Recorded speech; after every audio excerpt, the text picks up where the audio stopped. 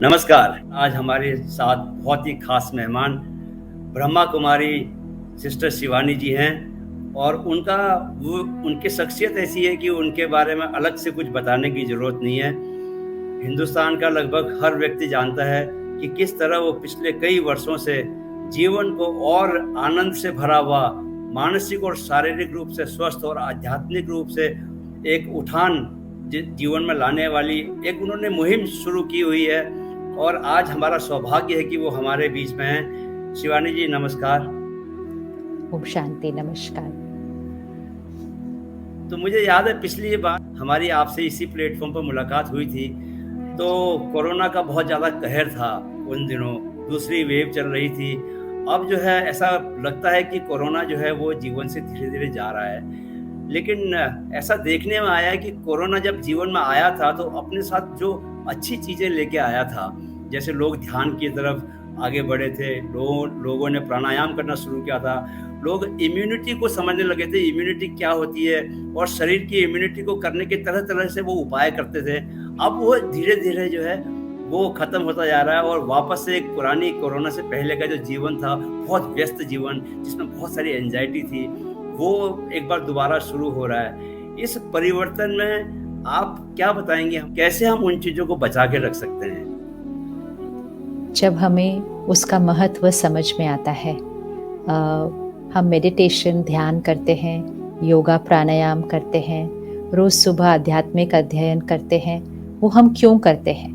ये अगर हमें समझ में आ जाए कि ये हम क्यों करते हैं, ये करने से हमारी मन की इम्यूनिटी सिस्टम और शरीर की इम्यूनिटी सिस्टम दोनों सही रहती है।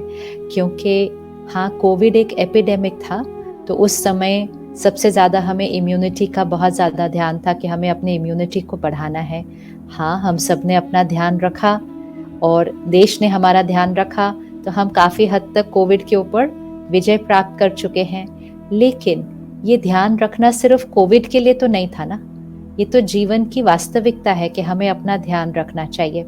हम अगर अपनी जिम्मेवारियों की एक लिस्ट बनाते हैं तो बहुतों के नाम उस पर आ जाते हैं कि मुझे इनका ध्यान रखना है, मुझे इनका ध्यान रखना है, मुझे इसका ध्यान रखना है।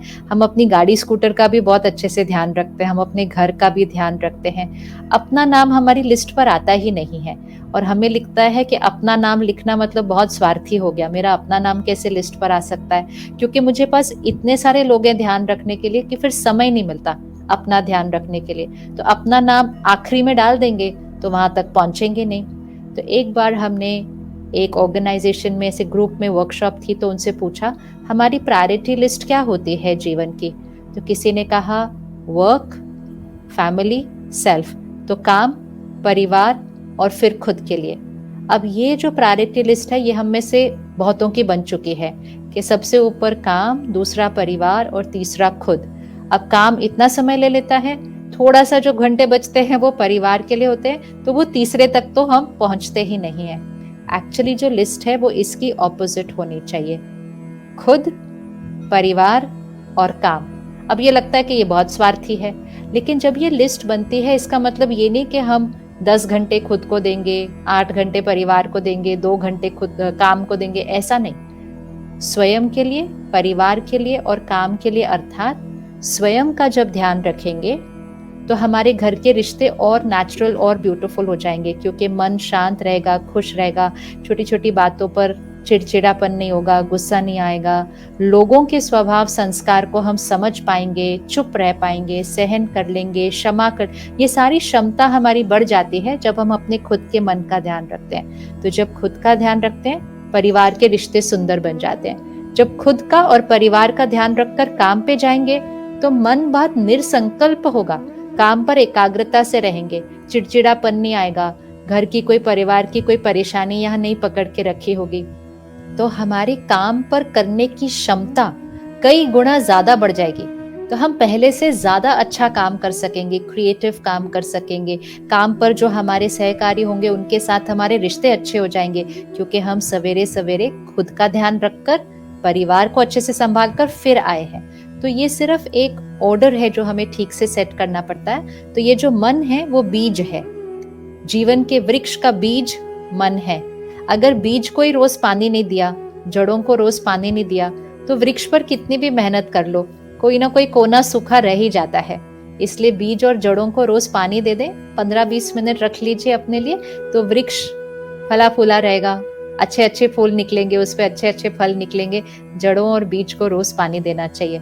तो वो आदतें जो शुरू की थी उनको जरा प्यार से वापस ले लें कि एपिडेमिक भले धीरे धीरे खत्म हो रहा है, लेकिन जीवन में कभी भी कोई भी परिस्थिति आ सकती है और शरीर में भी कभी भी कोई भी बात आ सकती है अगर हम अपने इम्यूनिटी का ध्यान नहीं रखते।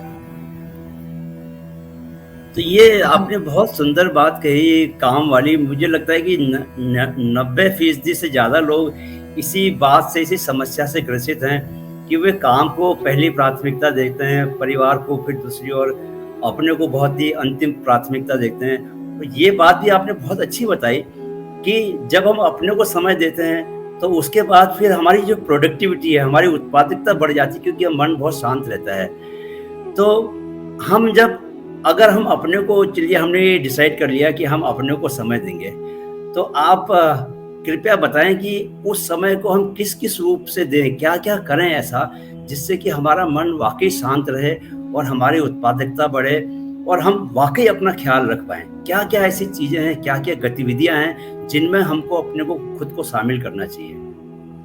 सबसे पहले हमें ये ध्यान रखना होगा कि ये मन, आत्मा जब सोचने का काम करती है हम उसको मन कहते हैं।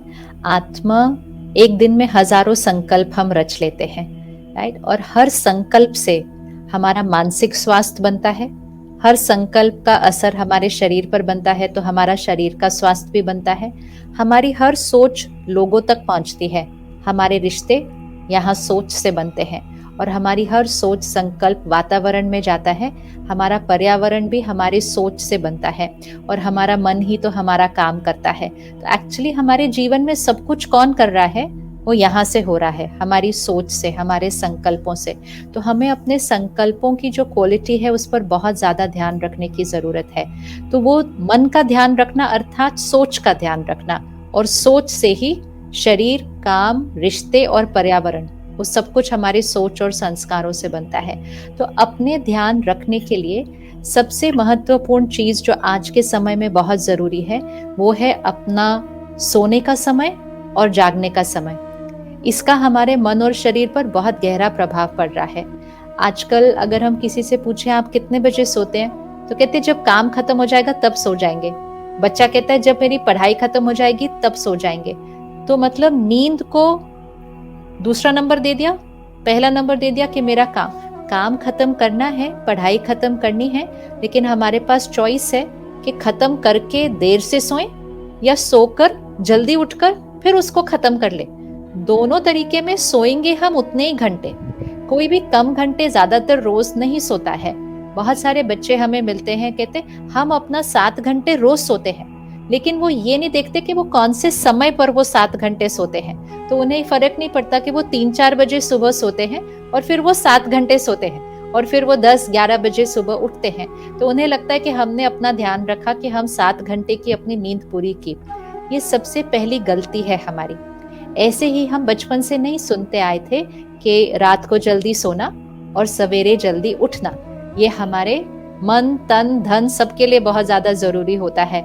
इसीलिए कहा जाता था early to bed early to rise makes a person healthy, wealthy, wise.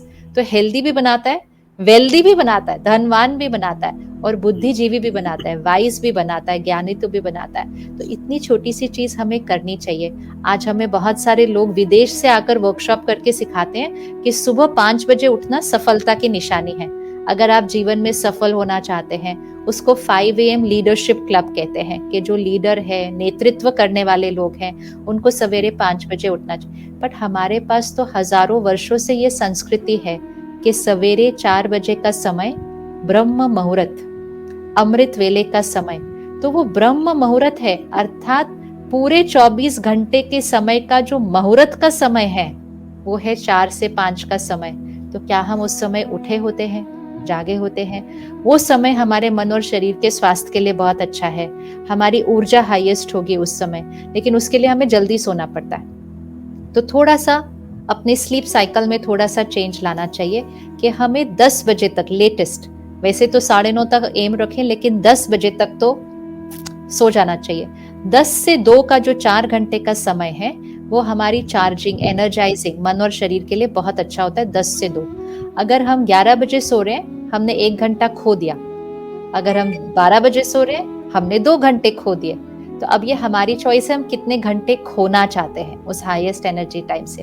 तो 10 बजे सोने का लक्ष्य रखें। उसके लिए जैसे कि हमें सारे डॉक्टर्स बताते हैं, जल्दी रात का भोजन करना चाहिए। रात्रि का भोजन जल्दी होना चाहिए। कम से कम 3 घंटे शरीर को मिलने चाहिए भोजन के पाचन को खत्म करने के लिए। नहीं तो फिर नींद में पाचन चलता है। अब क्योंकि नींद में पाचन चलता है, फिर डॉक्टर हमें ज्यादा घंटे सोने के लिए बोलते हैं। हमें आजकल कहते हैं 8 घंटा सो, कोई कहते हैं 9 घंटा सो। अगर हम अपने माता पिता से या हम अपने दादा दादी, नाना नानी से पूछे, वो लोग कभी 8-9 घंटा नहीं सोते थे, क्योंकि वो सही विधि से सोते थे, सही विधि से खाते थे। तो हमें 7 बजे तक, 6:30-7 बजे तक रात्रि का भोजन करना चाहिए और हल्का भोजन करना चाहिए। रात्रि का भोजन हल्का करेंगे, डाइजेस्ट हो जाएगा, पाचन हो गया पूरा, तो नींद अच्छी आएगी और कम घंटे की जरूरत पड़ेगी नींद की। दूसरा, अपनी काम की बातों से कम 8 बजे के बाद डिस्कनेक्ट हो जाइए। ये नहीं कि रात को सोने तक ईमेल कर रहे हैं, मैसेजेस कर रहे हैं, फोन पे बिजनेस की बातें कर रहे हैं, तो फिर नींद में तो वही बातें चलेंगी सारी। तो कम से कम 2 घंटा पहले यहाँ का भी बंद करें काम, यहाँ से भी, ताकि ये भी सारा कुछ जो चल रहा है ये भी डाइजेस्ट हो जाए, इसका भी पाचन हो गया, ये भी थोड़ा शांत हो जाए सोने से पहले तक। फिर आजकल हम रात को समझते हैं कि ये मेरा एंटरटेनमेंट का टाइम है, तो फिर हम टीवी के सामने बैठते हैं, फिर हम कोई सीरियल देख रहे हैं, कुछ और कुछ चीजें ऐसी देख रहे हैं। कम से कम सोने से 1 घंटा पहले ऐसी चीजों को भी बंद करना चाहिए, क्योंकि इसका बहुत प्रभाव पड़ता है नींद पर। अगर हम क्राइम शो देख रहे हैं, वायलेंट मूवी देख रहे हैं, या कोई रिश्ते टूट रहे हैं, ऐसे सीरियल देख रहे हैं, फिर वही भावनाएं पूरी रात हमारे मन पर चलेंगी और वही ऊर्जा हमारे शरीर को जाएगी। बहुत इंपॉर्टेंट है रात को सोने की विधि। सुबह उठने की विधि पर ध्यान रखने की जरूरत नहीं है, सोने की विधि पर ध्यान रखने की जरूरत है। उठना तो अपने आप हो जाएगा उससे, अगर सही तरीके से सोए। और रात को सोने से 15 मिनट पहले कुछ बहुत सात्विक अपने अंदर भरें, आध्यात्मिक अध्ययन 10-15 मिनट, परमात्मा को याद, सारा दिन की हुई बातों को थोड़ा सा चेक करें, किसी को क्षमा करना है सोने से पहले करें। रात को सोने से पहले क्षमा करना बहुत जरूरी होता है, क्योंकि हम में से बहुत कहते हैं कि पुरानी बातें भूलती नहीं, लोगों को हम क्षमा नहीं कर पा रहे इतने सालों से, क्योंकि उस दिन रात को नहीं किया था सोने से पहले। अगर रात को सोने से पहले कर देंगे, वो बात उसी दिन खत्म हो जाएगी। लेकिन अगर सोने से पहले नहीं किया तो वो बात यहाँ से सबकॉन्शियस में चली जाती है, मतलब गहरी चली गई, फिर तो हम कितना साल पकड़ के रखते हैं। तो किसी को क्षमा करें, किसी से माफी मांगनी है रात को सोने से पहले, यहाँ ही मांग ले। अगर बोलकर मांगने की ताकत नहीं है तो कम से कम मन में तो माफी मांगे। कुछ गलत सोचा था उसको चेक, ये सारी सफाई 5 मिनट का काम है, लेकिन ये 5 मिनट जरूर करना चाहिए। तो फिर रात को हम बहुत सकारात्मक तरीके से सो रहे हैं, हमारी सोच नींद में बहुत अच्छी चलेगी। और जब रात को नींद में सोच अच्छी चलेगी, सुबह सुबह अच्छी सोच के साथ शुरू होगा दिन, फिर हम ऑटोमेटिकली 4-5 बजे के बीच उठ जाएंगे, परमात्मा को याद करेंगे, ध्यान करेंगे, मेडिटेशन, फिर योगा प्राणायाम करेंगे, फिर हम आध्यात्मिक अध्ययन करेंगे, क्योंकि वो हमारी खुराक है। मन की खुराक डालना बहुत जरूरी है। जैसे आपने कहा कैसे हम सही सोचें, हम नहीं सोच सकते जब तक हम अच्छी खुराक नहीं डाल रहे। अच्छी खुराक डालना इसलिए जरूरी है क्योंकि आजकल हम दूसरी खुराक बहुत ज्यादा डालते हैं। अगर हम 20-25 साल पहले जाएं, जब हम दूसरी खुराक नहीं डाल रहे थे, मतलब हम सारा दिन टीवी फोन नहीं कर रहे थे, तो हमें दूसरी की भी जरूरत नहीं थी, हम ठीक ठाक ही चल रहे थे। लेकिन आजकल सारा दिन में इतना कंटेंट डालते हैं अपने अंदर, और उसकी क्वालिटी में सब तरह की बातें होती हैं, सब तरह की। इसलिए सुबह सुबह 15-20 मिनट वो खुराक, तो ये थोड़ा सा दोनों टाइम चेक किया और सारा दिन में ध्यान रखा कि हम जिस तरह से बोल रहे हैं, हम जिस तरह से व्यवहार कर रहे हैं, और फिर और सूक्ष्म हम जिस तरह से सोच रहे हैं, ये हमारा संस्कार, हमारा कर्म बन रहा है, और यही हमारा भाग्य बनेगा। तो हर क्षण हमारा भाग्य हमारे साथ साथ चलता है। हम अपना भाग्य अपने हर सोच, बोल और कर्म से करते हैं। तो छोटी छोटी बातें करने से संकल्प सही रहते हैं, सात्विक रहते हैं, शक्तिशाली रहते हैं, तो फिर दिन अच्छा बीतेगा और आपके हर काम में आपकी ऊर्जा सही रहेगी। आपकी बातें सुन के ऐसा लगता है कि सुनते रहें, और जब इन बातों को वास्तव में जीवन में अगर हम प्रयोग करने लगें, तो कोई शक नहीं कि जीवन जो है हर क्षण आनंद से भरा रहेगा। कई लोग सिस्टर सुबह जल्दी उठ भी जाते हैं और कोशिश करते हैं कि वो मेडिटेशन का उन्होंने बहुत नाम सुना है कि ध्यान में जाने से बहुत लाभ होता है। कोशिश करते हैं वो कि वो ध्यान में बैठें, लेकिन शिकायत करते हैं कि हमसे ध्यान हो नहीं पाता, हमारे मन में बहुत विचार आते हैं, और दिन भर भी लगातार कुछ भी काम करते हैं, किचन में काम करते हैं, नहाते हैं, जब देखो एक दिमाग में, मन में विचार चलते रहते हैं। इससे कुछ बचने का उपाय है? ध्यान किस तरह से किया जाए, ये अगर आप बता पाएँ? एक्चुअली जब हम आजकल हम सब कुछ ऑनलाइन जाके सर्च करते हैं ना, तो हम मेडिटेशन को भी ऑनलाइन जाके सर्च करते हैं, तो हम जाके एंटर करते हैं मेडिटेशन। जैसे ही हम एंटर करते हैं मेडिटेशन, तो हमें फोटोज आ जाती हैं, चित्र आती हैं। वो चित्रों में क्या होता है, आंख बंद करके ज्ञान मुद्रा में हम चौकड़ी मार के आसन लगा के बैठे हुए हैं, तो हम भी वही कर लेते हैं। अब मेडिटेशन तो अंदर की है, यहाँ की चीज है, उसका तो कोई पिक्चर बन ही नहीं सकता है ना, इसीलिए उसको किसी फोटो में नहीं देखा जाएगा। तो हमें जो बाहर दिखाई देता है हम वो कर लेते हैं। मेडिटेशन अर्थात ये नहीं है कि सिर्फ आंख बंद कर ली और हम बैठ गए आसन लगा के और हमने सोचना बंद कर दिया। हम लोग ज्यादातर सोचना बंद करने की कोशिश करते हैं कि हम सोचना बंद कर दें, कोई संकल्प चले ही नहीं। वो तो संभव नहीं है, वो तो संभव नहीं है। आप कितनी भी कोशिश कर लें, आपकी सोच पूरी तरह से बंद हो जाए, ये नहीं हो सकता। ये हो सकता है कि आपकी सोच बहुत धीमी हो जाए, बहुत धीमी हो जाए। आप एक संकल्प को लें और एक संकल्प को बहुत देर तक पकड़ के रखें, तो आपको लगेगा कि कोई संकल्प ही नहीं चल रहा, लेकिन वो एक संकल्प तो चल रहा होगा। तो कभी भी संकल्प शून्य नहीं हो सकते, शून्य नहीं होते, क्योंकि मन का स्वभाव है सोचना। लेकिन चॉइस ये करनी है, क्या सोचना, कितना सोचना। तो मेडिटेशन में 3 स्टेप है। सबसे पहला स्टेप है सही संकल्प करना। दूसरा स्टेप है जो संकल्प किया उसका यहाँ पर चित्र निर्माण करना, जिसको हम कहेंगे विजुअलाइजेशन, उसका दृश्य देखें। और जैसे ही आप उसका चित्र निर्माण करेंगे और उस संकल्प को थोड़ी देर पकड़ के रखेंगे, आपको उसकी अनुभूति हो जाएगी।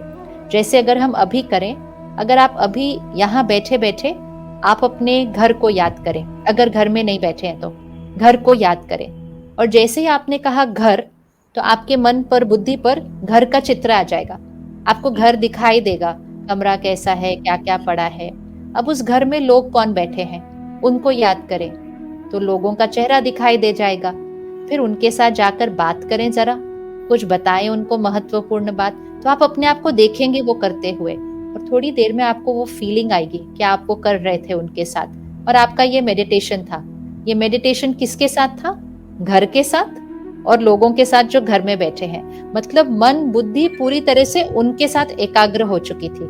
इसी तरह राजयोग मेडिटेशन सबसे पहले अपने को आत्मा देखे, क्योंकि हम ये शरीर सिर्फ हमने जो पहना हुआ है वो है, हम शरीर नहीं है। शरीर हमारा वस्त्र है। आजकल हम अपने आप को शरीर, नाम, हमारा औधा, हमारी पढ़ाई, हमारा रिश्ता, इसी को हम मैं समझते हैं। ये सब कुछ मेरा है। तो मेडिटेशन में सबसे पहली चीज है उस मैं पर वापस आना। तो हम एक संकल्प करते हैं, मैं आत्मा हूँ। बस इतना सा संकल्प किया, फिर एक चित्र निर्माण किया कि यहाँ पर भ्रिकुटी के बीच एक चमकता हुआ सितारा, पॉइंट ऑफ लाइट एनर्जी है। फिर दूसरा संकल्प, मैं शक्तिशाली आत्मा हूँ। फिर वो अनुभव किया, आज सारा दिन में सब कुछ करते हुए मैं शक्तिशाली आत्मा हूँ। अर्थात हर संकल्प बोल किसी व्यक्ति परिस्थिति के प्रभाव में आकर नहीं, शक्ति और शांति के साथ इसका पूरा चित्र दिखाई देता है। अब जैसे जैसे हम इसको कर रहे हैं, ये यहाँ रिकॉर्ड होता जाता है, ये यहाँ रिकॉर्ड होता जाता है। तीसरा संकल्प, मैं सर्वशक्तिवान परमात्मा की संतान हूँ। फिर परमात्मा को देखते हैं सामने, फिर सर्वशक्तिवान परमात्मा की शक्तियां मुझ आत्मा पर पड़ रही हैं, फिर उस दृश्य को देखते हैं। तो जो हम संकल्प करेंगे, फिर उसका दृश्य देखेंगे, फिर उसको अनुभव करेंगे, वो यहाँ रिकॉर्ड हो जाएगा। तो ये है जैसे कि मन की कोडिंग हो गई, जैसे हम प्रोग्रामिंग करते हैं ना कंप्यूटर पे। तो सुबह सुबह इसकी कोडिंग करें और सारा दिन में जब परिस्थिति आएगी तो जो कोडिंग की होगी वही आउटपुट में आ जाएगी आपके व्यवहार और बोल के अंदर। तो सवेरे एक गुण पर ले ले कि आत्मा का कोई भी एक गुण, कोई भी एक शक्ति, उसके ऊपर मनन करें और एक संकल्प पकड़ के उसका चित्र निर्माण करें कि आज आप सारा दिन में वो कैसे करने वाले हैं, और परमात्मा के साथ रिश्ता जोड़ें। परमात्मा को अपने दिन की बातें बताएं कि आज क्या क्या है सारा दिन में करने के लिए, और परमात्मा को समर्पण करें कि मैं निमित्त हूँ, आप मुझे यूज करके ये करवाते रहते हैं, करन करावनहार आप हैं, मैं तो सिर्फ एक निमित्त हूँ। इस तरह से अपना पर्सनल रिलेशनशिप भगवान के साथ क्रिएट करें, और फिर धीरे धीरे आपको पता ही नहीं चलेगा। शुरू में 5 मिनट बैठेंगे, थोड़े टाइम के बाद तो पता ही नहीं चलेगा कब 15-20 मिनट, आधा घंटा बीत गया, पता ही नहीं चलेगा। लेकिन इसको और सहज करने के लिए आप सेंटर पर आकर, राजयोग मेडिटेशन ध्यान केंद्र जो है ब्रह्मा कुमारी के, वहां पर आकर सीख सकते हैं। हर सेवा केंद्र पर भाई और बहन हैं हमें ये मेडिटेशन सिखाने के लिए, और ये निशुल्क होता है, बस हमें 1 घंटा समय निकालकर सीखने के लिए आना चाहिए। जी, मैं आपके सेंटर में आया था और राजयोग के बारे में मैंने बहुत कुछ वहाँ मुझे सीखने को मिला। मुझे ये भी मालूम चला कि वहाँ डॉक्टर गुप्ता मुझे मिले थे। उन्होंने मुझे बताया कि बहुत लोगों के हार्ट्स, दिलों में ब्लॉक्स हो गए थे, बहुत सारे ब्लॉक्स, 3-3 ब्लॉक्स थे, 4-4 ब्लॉकेजेस थी, और राजयोग करने से बाद में उन्होंने एक्सपेरिमेंट किया और देखा कि सारे साफ हो गए। यस। और देखिए, स्वामी विवेकानंद ने भी राजयोग की बात की है, सभी लोगों ने राजयोग की बात की है, किस तरह राजयोग आपके जीवन से न सिर्फ हर तरह के रोग से आपको मुक्त कर देगा, शारीरिक और मानसिक, वो एक आपको एक समाधि की ओर लेके जाता है। तो कई बार लोग जो हैं वो राजयोग का नाम सुन के थोड़ा सा उन्हें उस तरह से समझ में नहीं आता। आपने ठीक बोला कि उन्हें आपके सेंटर में आना चाहिए, वो योग को फिर आसन से जोड़ देते हैं। एक बार सिस्टर मैं चाहता था कि राजयोग को थोड़ा सा आप अगर समझा देते हैं यहाँ पर। हाँ, जो योग हम जब कहते हैं ना, शब्द योग, तो हम आसन की तरफ करते हैं, क्योंकि हम योगा जब सीखने जाते हैं तो हमें आसन सिखाए जाते हैं। लेकिन योग शब्द का जो अर्थ है वो युज शब्द से आता है, संस्कृत वर्ड, जिसका अर्थ है कनेक्शन, संबंध। तो योग के लिए 2 चीजों की आवश्यकता है, किसका, किसके साथ संबंध।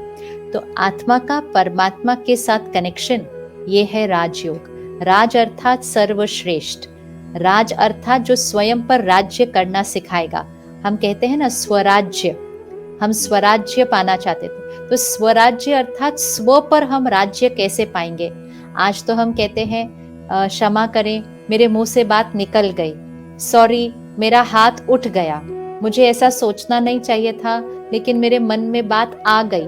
तो हम बिल्कुल भी स्वराज्य नहीं हैं, हम काफी गुलाम हैं अपने संस्कारों के, अपने कर्म इंद्रियों के। हम कहते हैं डॉक्टर ने तो बोला है मुझे नहीं खाना चाहिए, लेकिन क्या करूं, मीठे के बिना तो मेरा चलता नहीं है, सुबह की चाय के बिना मेरा सर दर्द होता है। ये सारी गुलामी की भाषा है, ये राज्य कहाँ है।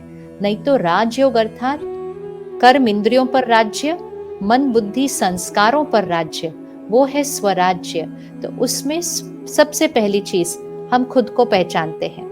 अपने आप को जानने से पहले किसी और को समझना या परमात्मा को जानना बहुत डिफिकल्ट है, क्योंकि खुद को ही नहीं जाना। जिस तरह से आप अपने आप को जानेंगे, उसी नजरिए से आप दूसरे को देखेंगे। अगर मैं अपने आप को अपने धर्म, देश, व्यवसाय, उम्र के नजरिए से देखूं, तो मैं आपको भी उसी नजरिए से देखूंगी। अगर मुझे लगे कि मैं हिंदू हूं, तो मुझे लगेगा ये मुस्लिम है, ये क्रिश्चियन है, क्योंकि मैं धर्म के नजरिए से देख रही हूँ। अगर मैं अपने आप को देखूं कि मैं भारतवासी हूँ, तो मैं दूसरे को देखूंगी कि ये अमेरिका के हैं या ऑस्ट्रेलिया के हैं। अगर मैं ये देखूं कि मैं एक महिला हूँ, तो मैं देखूंगी कि आप एक पुरुष हैं। अगर मैं देखूं कि मैं एक इंजीनियर हूँ, तो मैं आपको देखूंगी कि आप एक एडिटर हैं, जर्नलिस्ट हैं। लेकिन अगर मैं देखूं और मैं याद रखूं कि मैं एक आत्मा हूँ, तो मुझे ये याद रहेगा कि आप एक आत्मा हैं और मैं आत्मा से बात कर रही हूँ। तो उसमें ये सारे जो हमने ओढ़े हुई है ना चीजें, जो कि बहुत जरूरी हैं, लेकिन ये मैं नहीं है, ये सारी मेरी है। अब फॉर एग्जाम्पल, आप अगर एक कंपनी के अंदर जा रहे हैं, आप जैसे ही गेट पर जाएंगे एक भैया होंगे जो आपके लिए दरवाजा खोलेंगे, आपको सलाम करेंगे, आप उनसे रुककर कितने प्यार से बात करते हैं, शायद उनकी तरफ देखते भी नहीं है हम, और हम क्रॉस करके अंदर चले जाते हैं। फिर हम जाते हैं तो वहाँ डेस्क पर एक बहन होती है, एक रिसेप्शनिस्ट होती है, सेक्रेटरी होती है, वो हमसे मिलती है, बहुत प्यार से हमें मुस्कुराती है, हम उनसे कैसे बात करते हैं। फिर हम फर्स्ट फ्लोर पे जाते हैं, एक मैनेजर है उस कंपनी का, हम उनसे कैसे बात करते हैं। और फिर हम टॉप फ्लोर पे जाते हैं, एक चेयरमैन है उस कंपनी का, हम उनसे कैसे बात करते हैं। अगर हम देखें, हम 5 मिनट के अंदर 4 लोगों से 4 अलग अलग तरह से व्यवहार करते हैं। फर्स्ट, फिर सेकंड सेक्रेटरी, फिर थर्ड मैनेजर, फिर फोर्थ चेयरमैन। बट हम 4 बार क्यों बदले? हमें 4 अलग अलग तरह से बात करने की जरूरत क्यों थी? क्योंकि हम 4 लोगों से बात नहीं कर रहे थे, हम 4 रोल से बात कर रहे थे, हम 4 पोजीशन से बात कर रहे थे। तो जो सबसे पहले मिले वो तो सिक्योरिटी गार्ड थे, उससे मुझे क्या बात करने की जरूरत है, तो मैंने तो ऐसे ही देखकर बिना देखे क्रॉस कर दिया। और जब हम ऊपर गए, वो तो चेयरमैन है, तो हमें इस तरह से बात, तो हम पोजीशन से बात करते हैं, हम रोल से बात करते हैं, हम लोगों की क्वालिफिकेशन से बात करते हैं, हम लोगों की गाड़ी की साइज देखकर बात करते हैं, हम लोगों के एड्रेस से बात करते हैं। अगर कोई आपसे पूछे आप बॉम्बे में कहाँ रहते हैं, तो मुंबई में आप कहाँ रहते हैं वो भी आपका स्टेटस डिसाइड कर देता है। हम लोगों से कब बात करते हैं? हम सब कुछ जो उन्होंने अचीव किया है उससे बात कर रहे हैं। ये है आत्म अभिमानी स्थिति। अब जब याद रहेगा ना कि मैं आत्मा हूं, तो चाहे वो भैया गेट पर है, चाहे वो भैया चेयरमैन के रोल पे है तो सारे एक आत्मा जो रोल प्ले कर रही है। तो आपका सबके साथ नजरिया, सोच, सम्मान, वाइब्रेशन सबके लिए सेम। हाँ, जो उनका रोल है उसके लिए रिगार्ड है कि आप उनके लिए दरवाजा खोल देंगे, आप उनके लिए कुर्सी रख लेंगे, लेकिन वो सिर्फ एक बाह्य रिगार्ड है। सम्मान हर आत्मा के लिए, हर आत्मा को सम्मान, हर आत्मा को प्यार, ये राजयोग सिखाता है। वो तब होगा जब मुझे याद रहेगा मैं आत्मा हूं। लेकिन अगर मुझे सारा दिन सिर्फ अपना ओहदा और उम्र और ये सब याद रहा, तो दूसरे को भी उसी नजरिए से देखेंगे। तो फर्स्ट स्टेज है आत्मा अभिमानी स्थिति। हम आत्मा शब्द सुनते हैं, लेकिन सारा दिन में याद नहीं रखते कि मैं आत्मा हूं। और दूसरा, परमात्मा को समझना कि मैं आत्मा, तो वो भी निराकार परमात्मा, हम उसकी संतान हैं। अब 1 सेकंड के लिए सोचते हैं, आपका अगर बच्चा है तो जो कुछ आपका है वो किसका हो गया? ऑटोमेटिकली बच्चे का। जो कुछ आपका बच्चे का हो गया ना। अगर आपका बच्चा आपको कहे कि आप तो बहुत महान हैं, आप तो बहुत बुद्धिमान हैं, आप धनवान हैं, लेकिन मैं नीच हूँ, पापी हूँ, कपटी हूँ, मेरे को तो कुछ नहीं आता और मेरे पास कुछ नहीं है, तो क्या वो शोभा देगा उस बच्चे को? और आप कितने दिन उसकी वो बात सुनेंगे? सपोज वो रोज सुबह आपके सामने आकर खड़ा हो जाए और ऐसे खड़े होकर कहे कि पिताजी आप बहुत महान हैं, बुद्धिमान हैं, धनवान हैं, लेकिन मैं नीच हूँ, पापी हूँ, कपटी हूँ, मैं आपके चरणों की धूल हूँ। आप कितने दिन सुनेंगे उससे वो बात? आप उसको उठाएंगे और आप कहेंगे तुम मेरे चरणों की धूल नहीं हो, तुम तो मेरे सर के ताज हो, तुम तो मेरे कंधे पर बैठने वाले हो, तुम तो मेरी गोदी में बैठने वाले हो और मेरा सब कुछ तुम्हारा है। तुम्हें ऐसे नहीं करना, तुम्हें मेरे से भी आगे जाना है।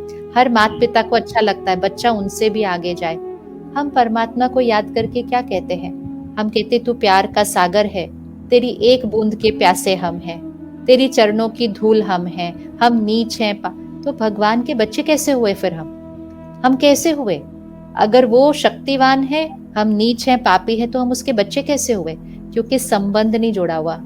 तो नेक्स्ट स्टेप है परमात्मा को पहचानना, फिर उनके साथ एक संबंध जोड़ना कि अगर आप सर्वशक्तिवान हैं तो हम भी शक्तिशाली आत्मा है, आप प्यार का सागर हैं तो हम भी प्यार स्वरूप आत्मा है, और फिर वो संस्कारों को अपने कर्मों और व्यवहार में लाना। तो ये है प्रैक्टिकल एप्लीकेशन ऑफ मेडिटेशन। तो आत्मा को परमात्मा को समझना, दोनों का संबंध, वो है राजयोग मेडिटेशन। सिस्टर, जो लोगों की जो सबसे बड़ी परेशानी है वो मुझे लगता है कि इस बात को लेकर है कि वो सफल होना चाहते हैं। हर आदमी एक सक्सेस के पीछे भाग रहा है, सफलता। लेकिन अगर हम देखें, कई बार मैं मन में सोचता हूँ कि अंततः हम जीवन में क्या चाहते हैं। जीवन में हम चाहते हैं कि मन में शांति हो, मन में सुख हो। तो अगर कोई व्यक्ति जिसके पास अरबों रुपया है और वो पैसों के लिए तब भी भाग रहा है, उसके मन में अशांति है, तो सफलता के क्या मायने रह जाएंगे? तो सफलता को जिस तरीके से देखा जाना चाहिए, आपको क्या लगता है कि असली में सफलता क्या है? सफलता शब्द में ही एक्चुअली सक्सेस शब्द से वो इतना नहीं समझ में आता, लेकिन सफलता शब्द से वो अर्थ बहुत अच्छे से समझ में आता है। अगर आपने आज का दिन अच्छे कार्य में किया तो आपको सब क्या कहेंगे और आप खुद क्या कहेंगे, आज का मेरा दिन बहुत सफल हुआ। हम कहते हैं ना, आज का मेरा दिन सफल हुआ, आज का जी, मेरा ये समय सफल हुआ। अगर आप अपने धन को किसी अच्छे कार्य में लगाते हैं, आप कहते हैं ये पैसा सफल हुआ। कहते हैं ना, ये जी, पैसा सफल हुआ, मेरा दिन जी, सफल हुआ, मेरी श्वास सफल हुई, मेरा समय सफल हुआ, मेरा जीवन ही सफल हो गया। तो सफल शब्द का अर्थ ही क्लियर है। सफल अर्थात जब हम अपने दिन को, जीवन को, पैसे को हम एक अच्छे कार्य में लगाते हैं, उसको सदुपयोग करते हैं, तो वो सफल हुआ। तो सफलता अर्थात देने की ऊर्जा होती है। अच्छी कार्य में उस चीज को लगाना, उसको सफल किया। आजकल हमने सफलता की इक्वेशन को ऑपोजिट कर लिया है। हमने सफलता अर्थात मैंने कितना कमाया, कितना पाया, कितना इकट्ठा किया। हमें लगा सफलता ऐसे होती है कि जितना ज्यादा मेरे पास है उतना सफल। जितना ज्यादा मेरे पास है वो सफलता नहीं है। जितना अच्छे से मैंने, मेरे पास जो जो है, और सबसे पहली चीज मेरे पास है मेरे अच्छे संस्कार। क्या मैंने अपने अच्छे संस्कार हर कर्म में सफल किए, उनको सदुपयोग किया उन संस्कारों का? शांति का संस्कार है फिर भी दिन में गुस्सा कर देते हैं। प्यार का संस्कार है फिर भी नाराज हो जाते हैं। सुख का संस्कार है फिर भी दुखी होते हैं, दूसरों को दुखी करते हैं। सहयोग का संस्कार है फिर भी स्पर्धा करते हैं, ईर्ष्या करते हैं। तो हमने अपने संस्कारों का सदुपयोग किया ही नहीं, तो जीवन सफल कैसे होगा? तो सफलता अर्थात ये नहीं है कि मैंने कितना कमाया, कितना अचीव किया। जो हम कमाते हैं या पाते हैं वो हमारे जीवन का सिर्फ एक हिस्सा होता है, सिर्फ एक हिस्सा होता है, और वो यथाशक्ति होता है।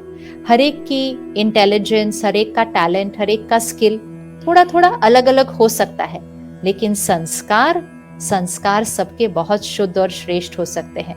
उसमें कोई यथाशक्ति नहीं होता है। तो सफलता अर्थात श्रेष्ठ संस्कार। दूसरा, उससे बना हुआ स्वस्थ शरीर।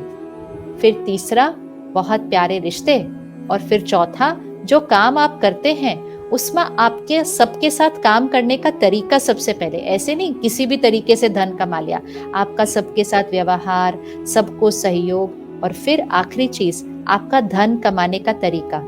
विधि क्या है पैसा कमाने की? आजकल हम कहते हैं कितना कमाया। इवन बच्चे एक दूसरे को पूछते हैं, how much are you making, how much are you earning. मतलब आप कितना कमा रहे हैं, कितना कमा रहे हैं सफलता का सूत्र नहीं होता है।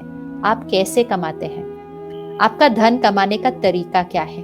जो आप काम करते हैं उससे समाज को कुछ बेनिफिट मिलता है या समाज का नुकसान हो रहा है जो आप कर रहे हैं उससे, सबसे पहली चीज तो वो देखिए। और फिर जो धन आप कमाते हैं, क्या वो दुआओं के साथ घर आता है?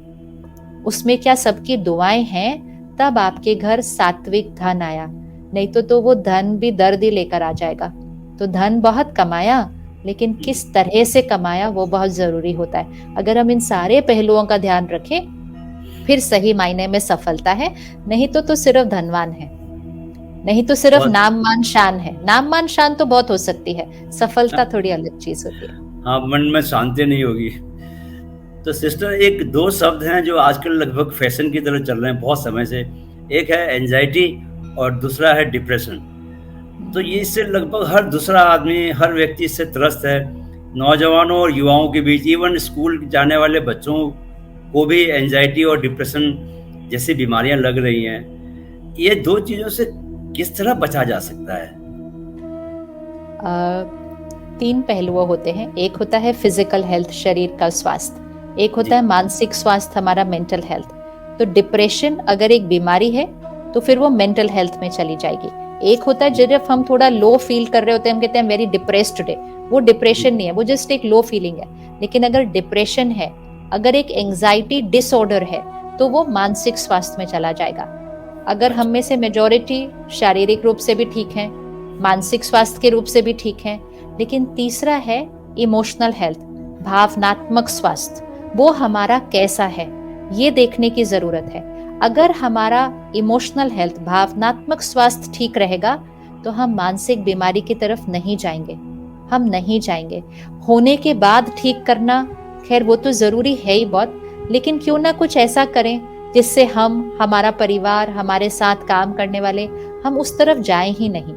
क्या हुआ, 10 साल पहले तक हम कह रहे थे तनाव नेचुरल है, आज आपने कहा एंजाइटी और डिप्रेशन नेचुरल है। आप देखिए हमारे शब्द कैसे बदल रहे हैं। लेकिन 5-10 साल पहले हम कहते थे तनाव नेचुरल है, गुस्सा स्वाभाविक है, स्पर्धा, कंपटीशन, ये तो बचपन से हमने सीख लिया।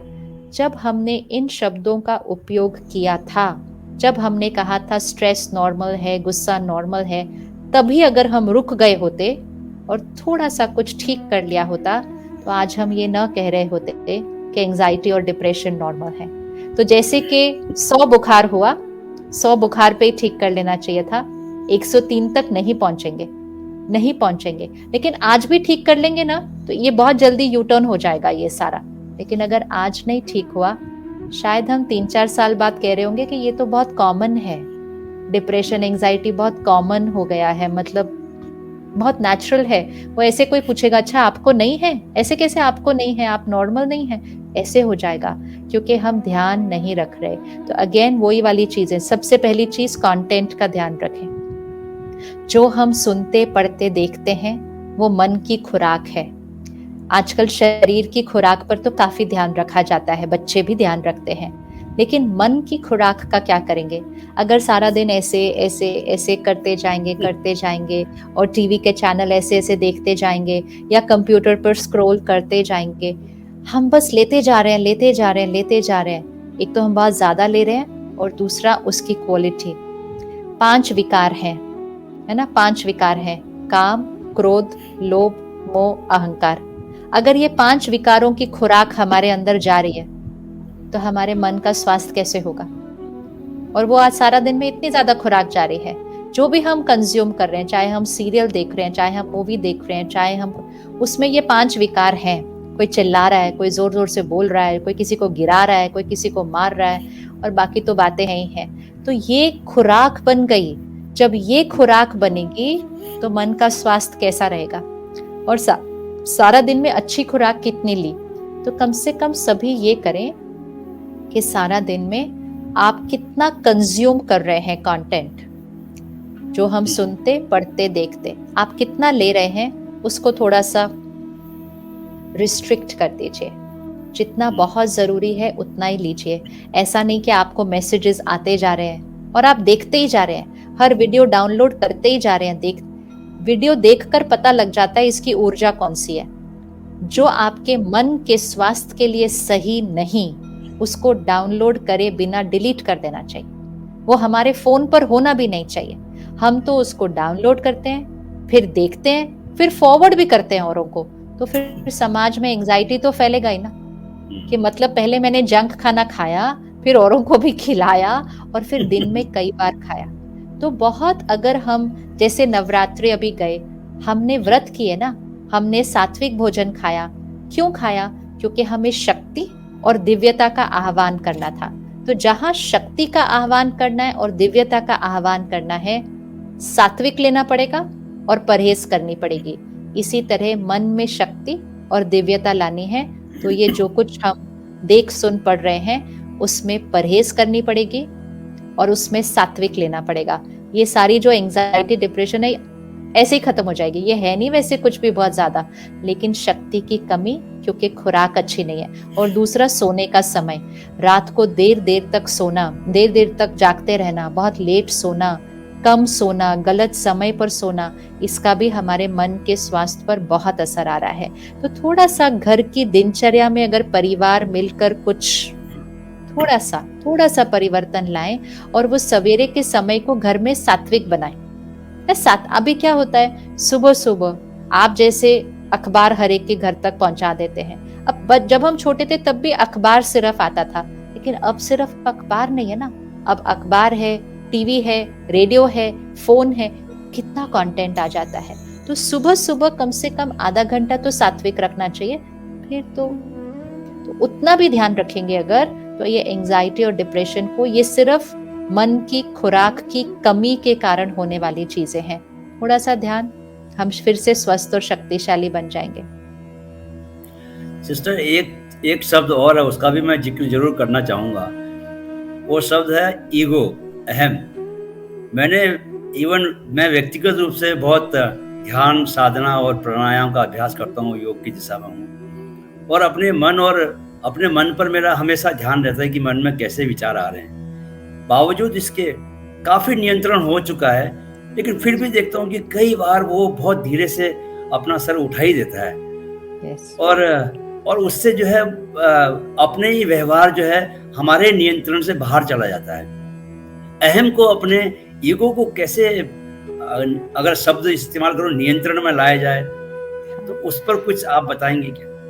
तो ईगो भी एक्चुअली क्या है? ईगो है स्वयं का परिचय और स्वयं की पहचान न होना।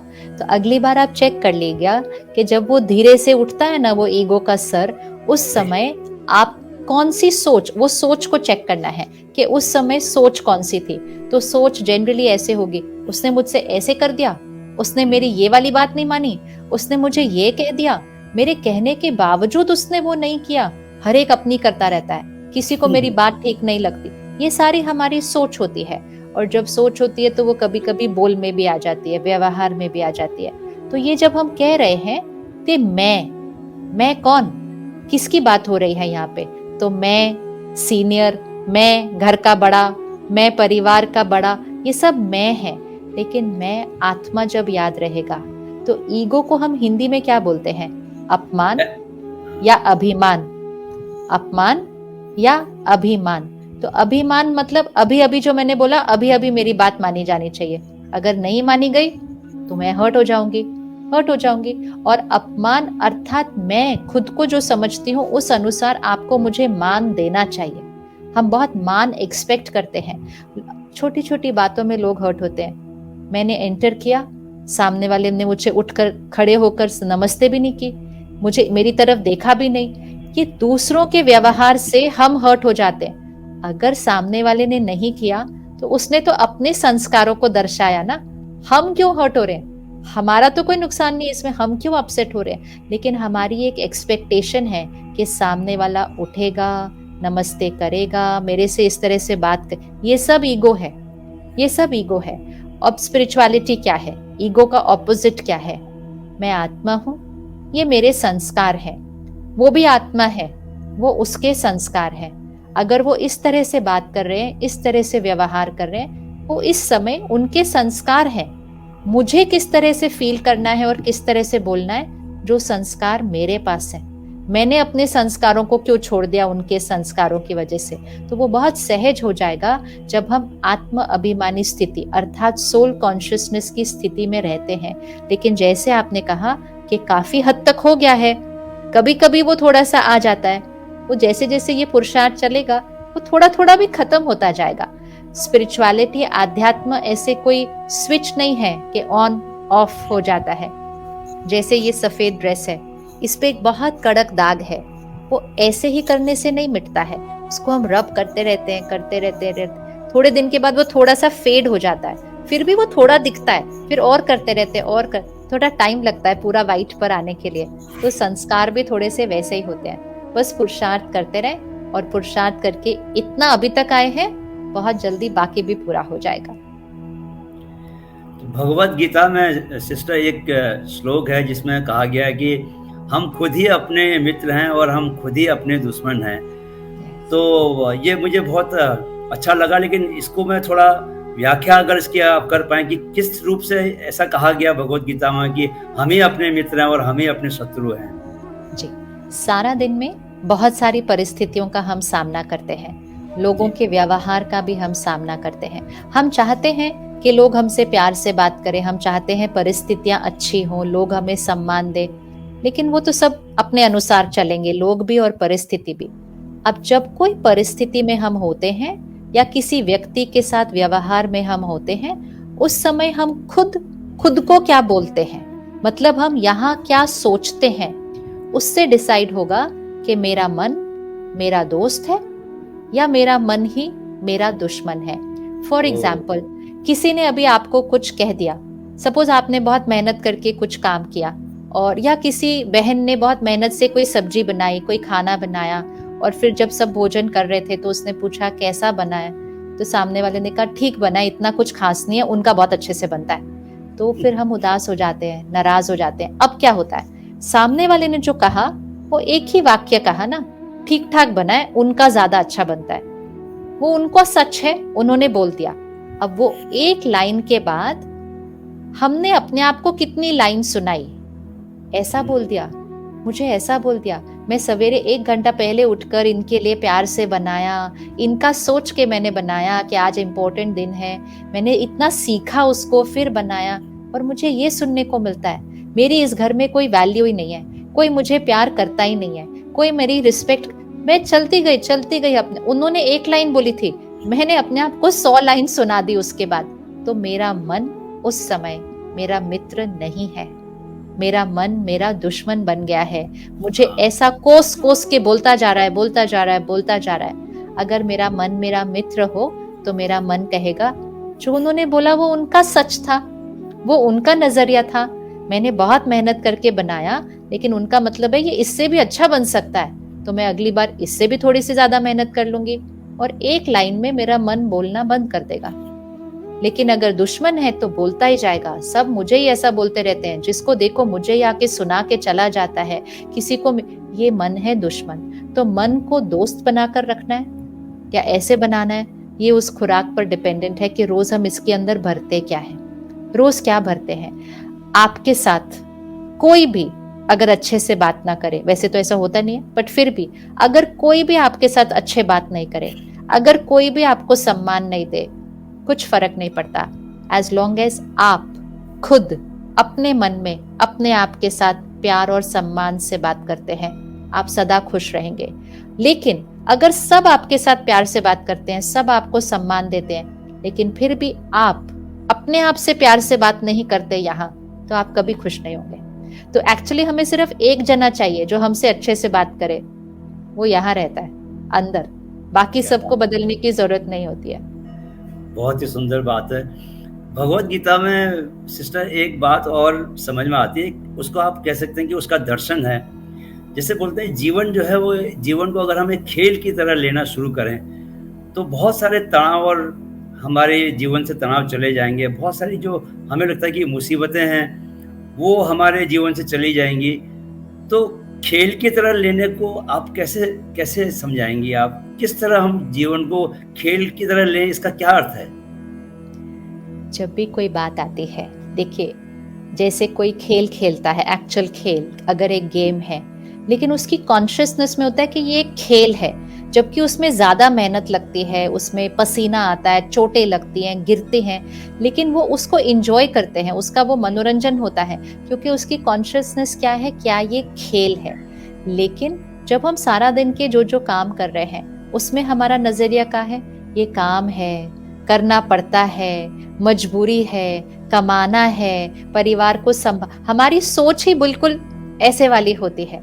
तो हम अगर अपने नजरिए को बदलें, जैसे आध्यात्म हमें सिखाता है कि जो कुछ कर रहे हो उसको समझो कि ये सेवा है, सेवा है ये। चाहे हम अपने परिवार का ध्यान रख रहे हैं, ये भी सेवा है। इवन अगर हम भोजन बना रहे हैं, ये भी सेवा है। अगर हम ऑफिस जाते हैं, धन कमाते हैं, ये भी सेवा है। अगर सेवा भाव हम अपने हर कर्म में ले आते हैं, हमारा नजरिया बदल जाता है, हमारा उस काम को करने का तरीका बदल जाता है। तो हम क्या सोचते हैं ना उस चीज के बारे में, वो बहुत बहुत इंपॉर्टेंट होता है। जैसे ही कोई बात आती है जीवन में, अगर हमने फर्स्ट लाइन में कहा ओहो ये तो बहुत बड़ी मुसीबत आ गई है, तो अब वो बात बड़ी हो जाती है, हम छोटे हो जाते हैं और बात हमारे ऊपर हावी हो जाती है। अगर हम ये सोचेंगे छोटी सी बात है, आई है, क्रॉस हो जाएगी, इसमें भी कोई ना कोई कल्याण होगा, तो बात छोटी हो जाएगी, हम ऊपर हो जाएंगे और हम बात को क्रॉस कर लेंगे। ये डिपेंड करता है हमें कहाँ रहना है, बातों से नीचे या बातों से ऊपर, वो डिपेंड करेगा पहला संकल्प क्या आता है बात आने पर। तो हमें आध्यात्म में परमात्मा सिखाते हैं, जब भी कोई बात आए सबसे पहली चीज कहना, इसमें मेरे लिए कोई कल्याण है। चाहे वो कोई भी बात आई हो, कोई भी परिस्थिति आई हो, ये परिस्थिति मेरे कल्याण के लिए आई है, जब हम उसको उस नजरिए से देखते हैं ना, तो हमें उसमें कल्याण दिखाई देने लगता है। उसमें और कुछ कल्याण नहीं तो ये कल्याण निकल के आता है कि हमारी शक्ति बढ़ जाती है, सहन करने की शक्ति, सामना करने की शक्ति, बात को समाने की शक्ति। बहुत शक्तियां बढ़ती हैं जब सब कोई परिस्थिति आती है, लेकिन जैसे ही बात आई, पहला संकल्प, इसमें कोई कल्याण समाया हुआ है, ये बात सिर्फ और सिर्फ मेरे कल्याण के लिए आई है। अब जैसे ही वो सोचा, पूरा नजरिया बदल गया। और अगर सोचा ये बात मेरे जीवन को मुश्किल करने के लिए आई है, ये मेरे घर में एक मुसीबत आई है, सारा नजरिया बदल गया। तो नजरिया, सारा खेल तो नजरिए का है कि कौन से नजरिए से बातों को देखते हैं। बहुत बड़ी बात बताई सिस्टर आपने। ये मैं तो इसको समझ रहा हूँ कि इसकी वजह से एकदम जीवन बदल सकता है बिल्कुल। अगर इस तरह अगर हम चीजें देखने लग गए तो कोई भी स्थिति ऐसी आएगी नहीं जो कि हमको परेशान करे, क्योंकि हर स्थिति को हम बोलेंगे, हर नई सिचुएशन को हम बोलेंगे ये तो मेरे कल्याण के लिए हो रही है, तो ऐसी तो हम परम आनंद में ही रहेंगे हमेशा, कोई दुखी नहीं रहेगा कभी। अगर आप देखें, अगर आप अपनी लाइफ को थोड़ा सा रिवाइंड करें, बहुत सारी बातें ऐसी आई होती हैं, जब आती हैं तो लगता है कि मुसीबत आई है, लेकिन जी, कुछ जी। समय बाद हम कहते हैं अच्छा हुआ, वो जो हुआ ना वो अच्छा, हम बोलते हैं ना ऐसा, वो जो हुआ वो अच्छा हुआ, लेकिन हम बाद में बोलते हैं, लेकिन वो सारा समय तो हमने परेशान होकर गुजार दिया। अब हर एक के घर में एक गीता सार टंगा होता है, उस पे क्या लिखा होता है, जो हुआ अच्छा हुआ, जो हो रहा है अच्छा हो रहा है, और जो होगा वो बहुत अच्छा होगा। इसका अर्थ को, इसके अर्थ को जीना है। अब हमारे जीवन में कभी कभी कुछ ऐसी बातें आती हैं जिसमें हमें कुछ अच्छा नहीं दिखाई देता। सपोज परिवार का कोई सदस्य शरीर को छोड़ दे, कोविड में कितना हमने ये देखा। अब कोई कहेगा इसमें कुछ अच्छा थोड़ी है मेरे घर में, लेकिन इस गीता सार का अर्थ क्या है, जो हुआ वो अच्छा हुआ। अर्थात जो कुछ होता है हमारे जीवन में वो हमारे कर्मों के अनुसार होता है। अब हम जो कर रहे हैं वो हम अपने कर्मों के अनुसार ठीक से करें, तो जो हमारा भविष्य होगा वो अच्छा ही होगा, क्योंकि हमारे कर्म ही हमारा भाग्य बना रहे हैं। जो हो रहा है वो बिल्कुल एक्यूरेट हो रहा है, वो कल्याणकारी है। ये नजरिए से अगर आप उस परिस्थिति का सामना करते हैं तो आपको उसके अंदर अगर बाहर कोई कल्याण नहीं दिखाई दिया तो भी शक्ति जरूर बढ़ेगी। ये कल्याण तो हर परिस्थिति के अंदर होता है। अगर कोई व्यक्ति आपके साथ गलत व्यवहार करता है, उसका भी मन से शुक्रिया कीजिए, क्योंकि उसके आने से हमारा अहंकार घटता है, हम झुकना सीखते हैं। नहीं तो अगर हर एक हमारी महिमा करे तो हमारा तो अहंकार बढ़ जाएगा। तो जो हमारे साथ गलत करते हैं उनका भी बहुत हम मन से शुक्रिया करते हैं, वो हमारी शक्तियों को बढ़ाने के निमित्त बन जाते हैं। क्या बात है सिस्टर। सिर्फ 2 सवाल पूछूंगा बस। एक तो कल मैं कहीं पढ़ रहा था कि अगर आप कभी भी आकाश की ओर नजर उठा के देखें, चाहे रात का आकाश हो चाहे वो दिन का आकाश हो, तो एक अचानक आपके मन में ऐसा भाव जागता है कि आप कितने अनंत रूप से सूक्ष्म हैं, आप में कोई शक्ति नहीं है, इतना बड़ा ब्रह्मांड है और उसमें क्या है। और तब जो है कई बार मन में ऐसा अवसाद भी पैदा होता है, कई बार डर भी लगता है, और कई बार ये भी लगता है कि तब लगता है कि वाकई कोई शक्ति है जो उस शक्ति के सहारे के बिना हम लोग कुछ नहीं कर पाएंगे। तो इस एहसास पर आप कुछ बोलिए। उस शक्ति को पहचानिए। 2 शक्तियों को पहचानना इसलिए बहुत जरूरी है। जब हम डर जाते हैं वो इसलिए क्योंकि हम अपने आप को सिर्फ ये बाह्य देखते हैं ना, तो हमें लगता है कभी भी कुछ भी हो सकता है। कोविड में भी हमने ये महसूस किया कि अचानक कुछ भी हो सकता है, अचानक सब ठीक था, अचानक पूरा परिवार हिल गया, अचानक इनको खो दिया। ये जो अचानक का डर होता है कि अचानक कुछ भी हो सकता है, ये हमारे को भयभीत कर देता है। लेकिन आत्मा का पाठ पक्का होता है तो पता होता है कि आत्मा अजर अमर अविनाशी है। इस शरीर में आए हैं अपना पाठ बजाने के लिए। अपने कर्मों को अच्छा करते रहेंगे, सब कुछ अच्छा होगा। जिस दिन शरीर को छोड़ेंगे, अच्छे कर्मों को साथ छोड़ेंगे, आगे जहां जाएंगे सुंदर भाग्य लेकर जाएंगे। कुछ भी अनिश्चित नहीं है, सब कुछ बहुत निश्चित है, लेकिन हमें सिर्फ अपने कर्मों पर ध्यान रखना है। और दूसरा, जैसे आपने कहा, उस सर्वशक्तिवान के साथ कनेक्शन जोड़ के देखें। सिंपल देखते हैं, एक सड़क है, एक बच्चा सड़क को पार करने की कोशिश कर रहा है। अब छोटे से बच्चे को देखिए, 6-7 साल का बच्चा है, सड़क पर आ गया मुंबई, इधर देखता है, इतना रश है, 2 कदम आगे जाता है, 4 कदम पीछे करता है, डर सा जाता है। फिर वो अपने माता पिता का हाथ पकड़ता है, ठीक है, और फिर वो उसी सड़क को पार करता है, लेकिन वो झूलते झूलते ही उस सड़क को पार कर लेता है, उसको पता ही नहीं चलता। वो दूसरी साइड पहुंच जाता है, फिर बोलता है बड़ा मजा आया, चलो फिर से करते हैं, फिर से करते हैं। क्या चेंज हुआ? वो ही सड़क थी, वो ही ट्रैफिक था, वो ही बच्चा था। पहले अकेले चलने की कोशिश कर रहा था, उसके बाद माता पिता का हाथ पकड़ कर चल रहा था। जीवन जीने का तरीका बदल गया। अकेले जीवन में चलने की कोशिश करते हैं, चीजों से हम डर जाते हैं। उस माता पिता का हाथ पकड़ के चलें, उस परम पिता परमात्मा का बुद्धि से हाथ पकड़ के चलें, तो जीवन की बड़े से बड़े संकट को भी मौज की तरह क्रॉस कर लेंगे और लगेगा हाँ ये भी इजीली क्रॉस हो गया, ये तो कोई बात ही नहीं थी। लेकिन परमात्मा का बुद्धि से हाथ पकड़ के चलना अर्थात उनकी शिक्षाओं को हर कर्म में रखना, उनकी श्रीमत का पालन करना, तो बुद्धि में परमात्मा का हाथ पकड़ कर चलेंगे तो जीवन को बड़े मौज की रीति से क्रॉस कर लेंगे। क्या बात, बहुत ही सुंदर बात बताई सिस्टर आपने। एक मैं आखिरी सवाल आपसे पूछना चाहता हूँ। ये सवाल इसलिए पूछ रहा हूँ बिकॉज इस बात ने मेरे जीवन को काफ़ी रूपांतरित किया है। मैंने आपसे बहुत पहले ये बातें सुनी थी और कई बार सुन चुका हूँ। जो आप ये संकल्प से सिद्धि की बात जब आप करती हैं, जैसे कल रात को भी मैंने संकल्प लिया था कि आज सुबह मैं 4 बजे उठ जाऊँगा, तो मैं 4 बजे उठ गया। कई बार मैं ऐसे सुबह के समय संकल्प लेता हूँ कि आज पूरे दिन भर मैं अपने व्यवहार को इस तरह से नियंत्रित रखूँगा, तो एक अवेयरनेस बनी रहती है संकल्प की। और जब वो संकल्प की अवेयरनेस रहती है तो मैं अपने व्यवहार को हमेशा कंट्रोल में रख पाता हूँ। तो ये जो संकल्प से सिद्धि वाला जो सूत्र है, ये कैसे काम करता है? ये बहुत सिंपल है, ये ऊर्जा है।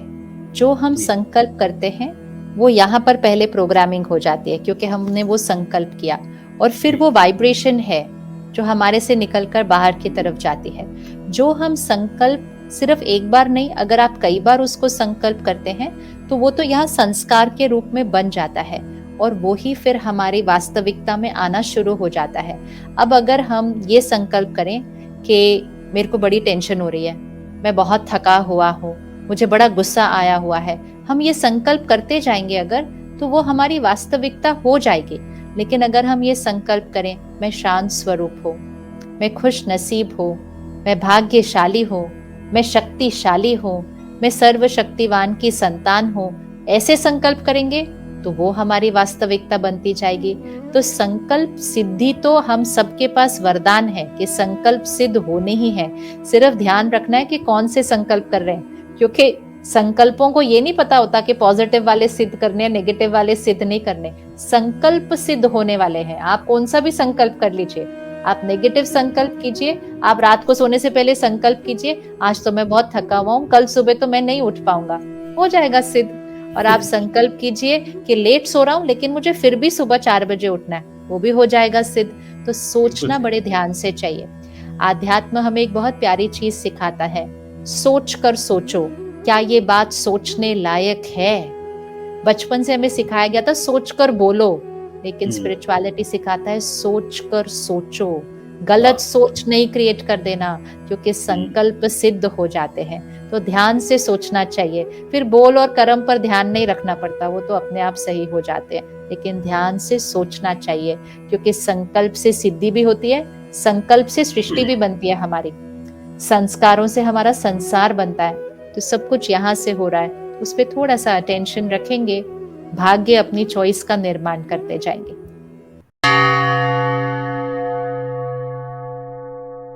शारीरिक, मानसिक एवं आध्यात्मिक विकास को हर आयु वर्ग तक पहुंचाने के माइंड फिट के लक्ष्य में अपना योगदान दें। वीडियो अगर पसंद आया है तो अपने दोस्तों और करीबियों से ज़रूर शेयर करें, ताकि वे अपने स्वास्थ्य की बेहतर देखभाल कर सकें।